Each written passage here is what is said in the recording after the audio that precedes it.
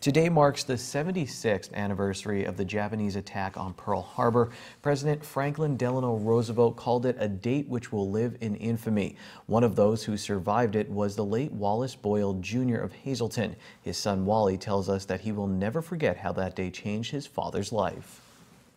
Growing up, pancakes was one of the things he would never eat because he was at the mess hall getting a plate of pancakes when the first bombs landed. Then he would tell us stories about being underneath vehicles, seeking shelter from the planes that were strafing the fields and everything else. And when you're in that situation, you don't think about the things they want to take out are the vehicles and are the other planes. So where they were going for protection was really putting themselves in danger. And he just would tell us all kinds of stories, how the ammunition and the rifles and everything were all locked up, and they couldn't find the officers that were in charge of it because everybody was scattered, because nobody knew that this attack was coming. It was, totally by surprise. Do you think people today are being lax on history and not paying attention to the significance of that day? And we've lost a lot of those veterans, your dad included. So do you think people still respect what happened that day?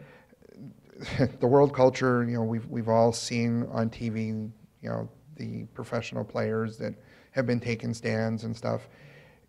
These people that have served our country have really taken time out of their lives to make sure that we can enjoy what we have now.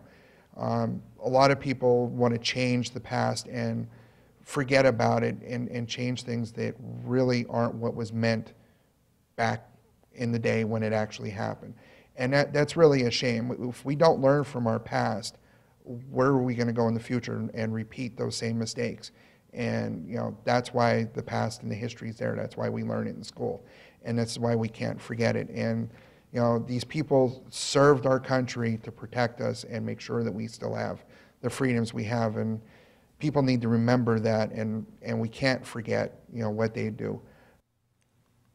And we had the privilege of interviewing the late Wallace Boyle Jr. prior to his passing in 2012.